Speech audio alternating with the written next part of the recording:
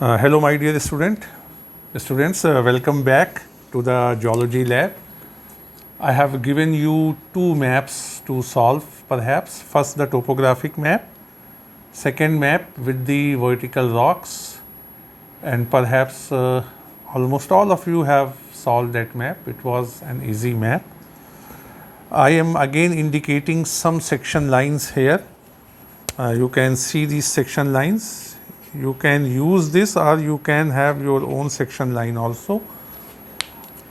I have already sent you a video about this map, that how to solve this map, and it is a very simple map. Simply you have to make profile, and after making profile you have to transfer contacts on the top of the profile, and then you have to draw vertical lines. Now in any geological map, this is a geological map because you have got topographic contours here as well as rocks. In this map, all the rocks, they are cutting the contour lines, but their contacts are straight. That's why all these rocks, they are vertical rocks. So in this map we have vertical rocks. And you can very well understand that vertical rocks will move from top to down. But they will have an extension under the ground and they will also have extension on the ground. So a rock is moving in this direction. This is extension on the ground. And if you go inside, which you will be able to see in the cross section, there you have extension inside the ground. Apart from extension, we have thickness of the rock. In case of vertical rocks, the shortest distance between two contacts is the real thickness of the rock. So for example, this rock may be having more thickness at this end, and at this end it may be having lesser thickness. So a rock can have maximum and minimum thickness as well as average thickness. The thickness is an important issue because, for example, if you want to construct a tunnel from L to M, these 6 rocks will come along and they will have different thickness inside the tunnel. Larger is the thickness, lesser will be the number of rocks. If you have a tunnel of 1 kilometer length and the rocks 1.5 kilometer thick, then you will have only one rock. But if you have a tunnel of 1 kilometer length and the rocks are only 500 meters thick, then you will have 2 rocks. Working in a single rock is always better as compared to working in multiple rocks. For example, if you are constructing a tunnel along ST section, here you will come across with same rock. All along the tunnel length, you will be having same rock, because your tunnel alignment is parallel to the extension of the rock. Here tunnel alignment is perpendicular to the rock extension. Here tunnel alignment is parallel to the rock extension. For rock extension, I will be using another word afterwards, not now. So this is a very simple map. You will be able to solve it, and the section line I have given here just to make you understand. You can have any 3 section lines almost similar to these patterns which I have drawn, that is ST, LM, and you have AB axis of alignment of tunnel, or you can take it to be a road or whatever. Now I have sent you another video of this rock also. This is horizontal rock. This is horizontal rock. Why I am calling it horizontal rock? Because the contours are parallel to the contacts. Everywhere contours are running parallel to the contact. You can see they are not cutting or touching the contour lines. Firm lines are contacts. I have already explained you what exactly the contacts are. The rock with younger rock having an upper contact and a rock with older rock has a lower contact. So each rock will have upper contact and lower contact except the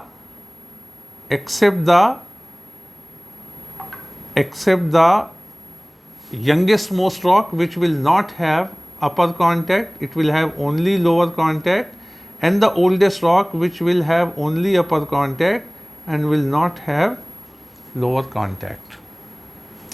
Now in this map we have horizontal rocks. We have 4 rocks: conglomerate, grit, sandstone, basalt. In horizontal rock there is a what you call concept which is called as concept of original horizontality, which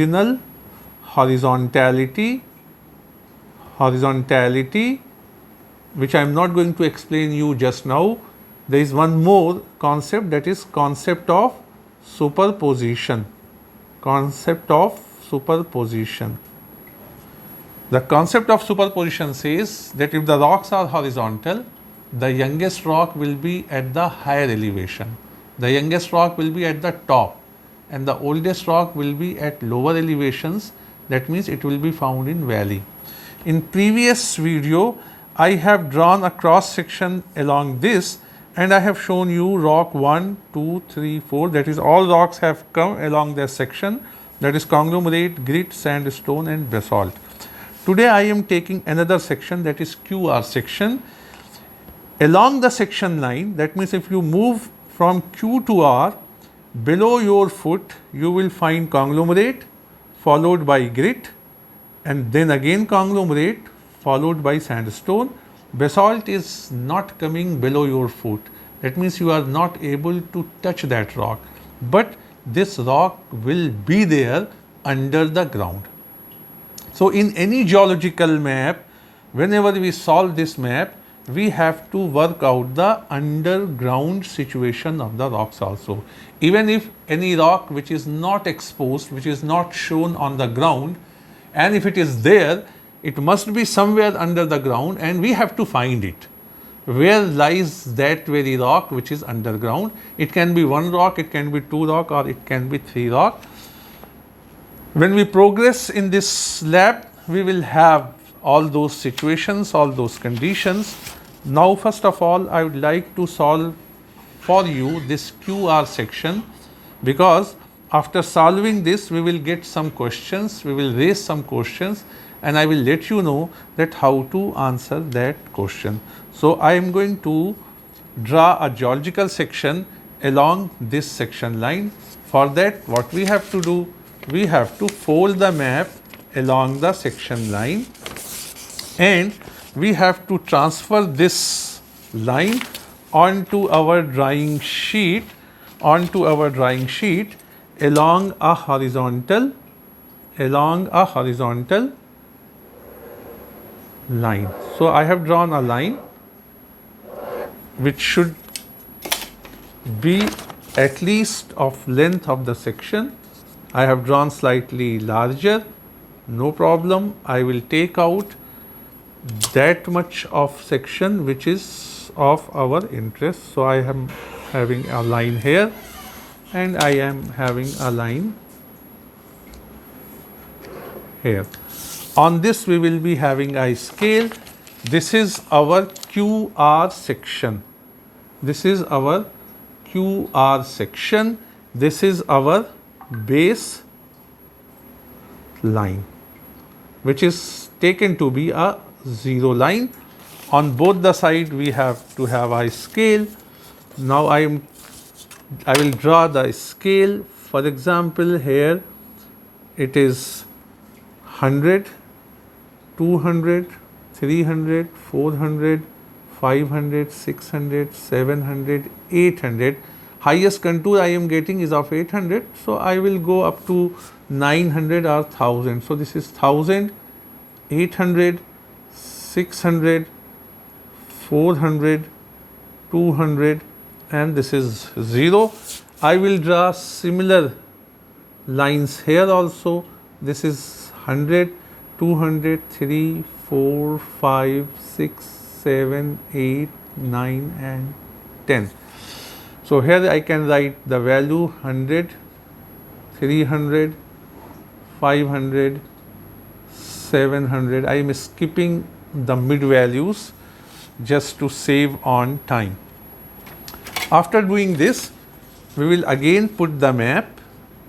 Just always keep in your mind that you are playing with a map which is two-dimensional. You are playing with the map which is two-dimensional, and you have to get out the third dimension with the help of the contours. I have transferred the contours, only contours. I have not transferred contacts as of now, only contours. And after transferring this, I am writing the values of those contours because of some less space here. So I am writing in a vertical fashion: 800, 800, 700, 600, then again 600, then again 700, again 700, then again 600 and 500. These many have come. The margin where we have ended, it should be less than 500, and this margin should also be less than 800, because 800 is here, this is the end point, and 700 is approaching, so it should be somewhere at 750. So we will now transfer the values of these contours at the top: 500, 600,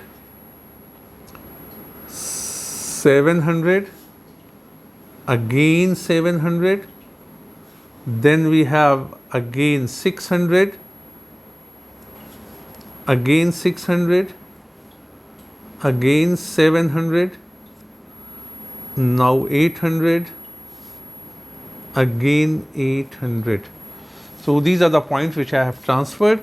I will start at 750, will go slightly up, will come to this point of 800, then 700, 600. This is a valley, so I will go slightly downward, and again 600, 700. Again there is a hill, so I will go slightly up, and then I will continue up to 500 and will close down just above 400. This is the profile which we have made along the. Now some of you have transferred these points in maps which you have sent to me, and you have made circle around that point. For first exercise it is okay, but exercise afterwards we will put these points slightly lighter, and once we make a profile, we will make a dark profile, so that all the points, they are mixed up in the lines and they are not seen again. So this is my profile along QR. That means if you move from Q to R, you will be following this topography. You will go to the hill, again you will come into the valley, and again you will go up to a hill, and again perhaps you will be coming down to the valley. If you are moving from this point to this point, if you are moving from this side, you will have just reverse of that topography. After this, now I am transferring the contact. You see, at the start we have rock conglomerate. This is the first contact which we are getting. This is the first contact which I am getting. So I will mark a point here. After this, again I am getting a contact somewhere here, and then somewhere here, and then there is a contact here. This contact is between conglomerate and grit. Conglomerate and grit. This contact is again between conglomerate and grit. This contact is again between conglomerate and grit, and this contact is in between grit and sandstone.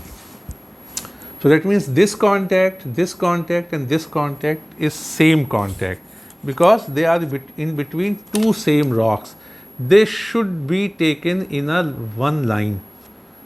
They should be taken in a one line, which is not exactly coming. That means I have not very correctly made the profile, but still it will do.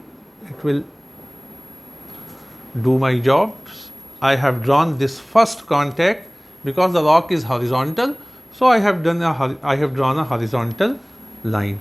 Again there is a contact here. Again I have horizontal rock. So, I have drawn a horizontal line. Now, in this first we had conglomerate. This is conglomerate. Then we have got this rock grit. I am just putting the symbols for the rock, and it is like this.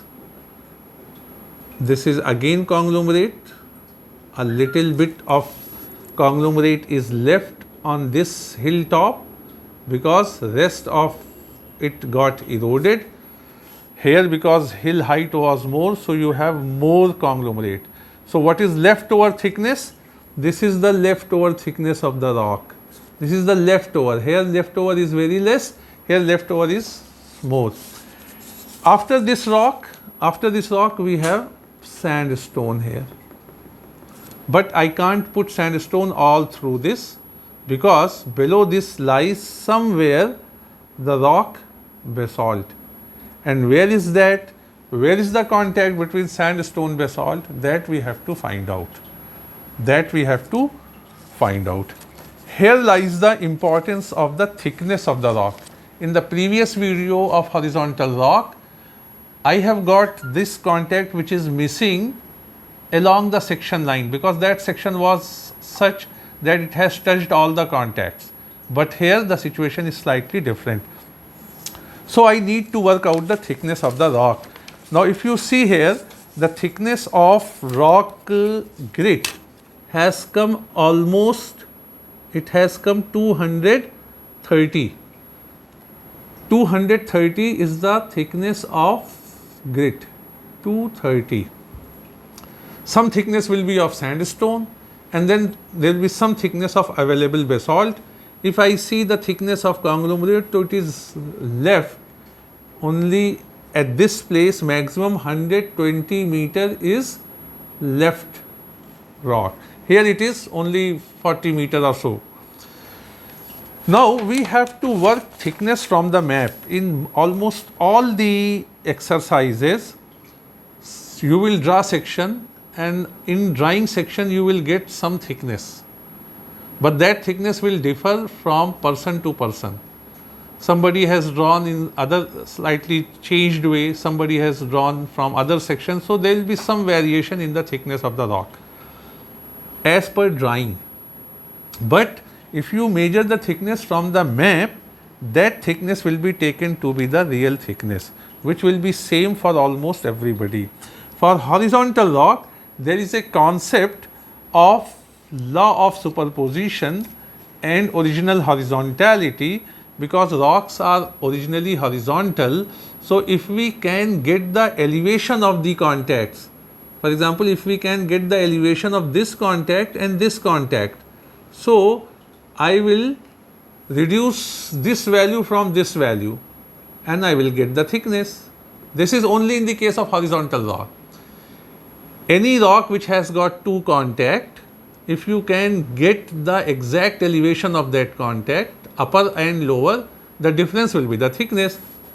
So, if you see the rock grit, whose upper and lower contact both is present, the upper contact moves between 700 and 800 contour values. It is moving in between 7 and 800 contour values. Here also it is moving between 7 and 800 contour value. So, we can take this contact to be at 750 meters. This contact is at 750 meters, which is also the lower contact of basalt.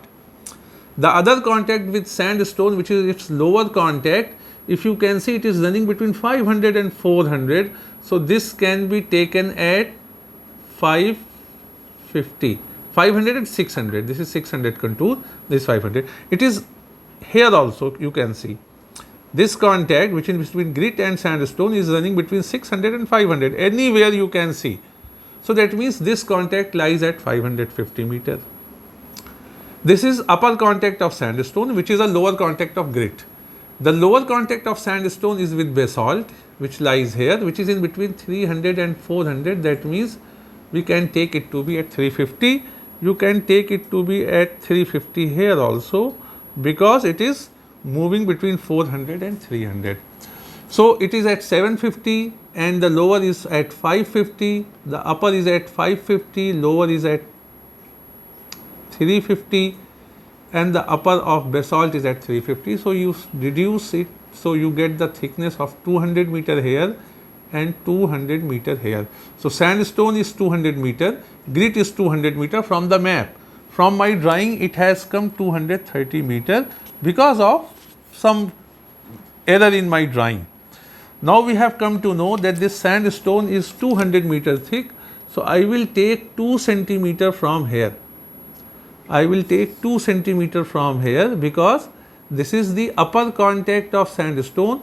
Lower contact we are trying to find. It should be below 200 meter approximately. After doing this, I will draw a broken line to show the lower contact of sandstone. Why I am drawing the broken line? Because this we have inferred indirectly from the map. So this contact is not shown by firm line, rather by dotted line, broken line. So this is sandstone. This is your sandstone. This is your grit. This was conglomerate, and this all basalt. This all basalt. If you can measure the thickness of basalt, it is coming to be 270 meters here, 300 meters here. So what is left? What is left is almost 300 meter is left of basalt. Almost 120 meter is left of conglomerate, and the grit and sandstones, they are 200 meter in thickness. So we can use this thickness to solve our problem. Now if you draw any section, if you draw a section from here, if you draw a section from here, in this also you will not get basalt, but you can indirectly work out the start of the basalt by getting the thickness. Now you know the thickness is 200. So this is how we will be solving the horizontal rock. So you again draw these two sections QR and OP from my side, and you select your own section as per your choice to draw the third section. So we will have to have 3 sections from this map. So that is all for horizontal rocks. This is all for horizontal rocks. We will come up with new map that is of inclined rock. That needs some tricky, that has some tricky things that I will explain you in the next video.